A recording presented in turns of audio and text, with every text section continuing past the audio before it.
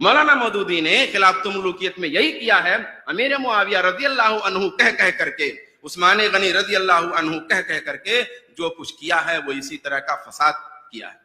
اور جب ان سے اعتراض کیا گیا کہ دیکھیے آپ کی کتاب پڑھ کے تو کچھ لوگوں نے امیر معاویہ کو رضی اللہ عنہ کہنا چھوڑ دیا، تو مولانا مودودی کا جواب یہ تھا کہ میں نے تو اپنی کتاب میں رضی اللہ عنہ لکھا ہے، میری کیا غلطی ہے؟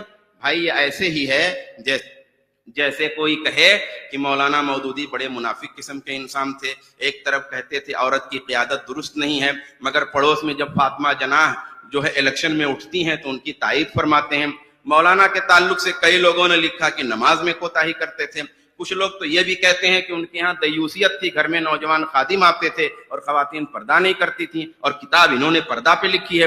مولانا کی اولاد میں بھی دین کا بڑا انحراف پایا جاتا، مولانا جماعتی پالیسیوں میں آمریت رکھتے تھے، ایک گروہ اسی لیے الگ ہو گیا۔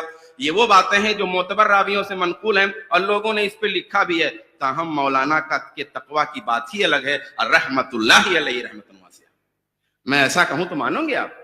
مولانا مودودی رحمت اللہ علیہ بڑے منافق تھے، مولانا مودودی رحمت اللہ علیہ بڑے برے تھے، مولانا مودودی رحمت اللہ بڑے دیوس تھے، اور جب مجھ سے کوئی کہے کہ وہ تو بہت برا شخص تھا، آپ کی بات سے اثر لے لیا ہے، تو میں کہوں میں نے تو ان کو رحمت اللہ علیہ کہا ہے، میں نے تو ان کو ہر جگہ رحمت اللہ علیہ کہا ہے۔ یہ کیا طریقہ ہے؟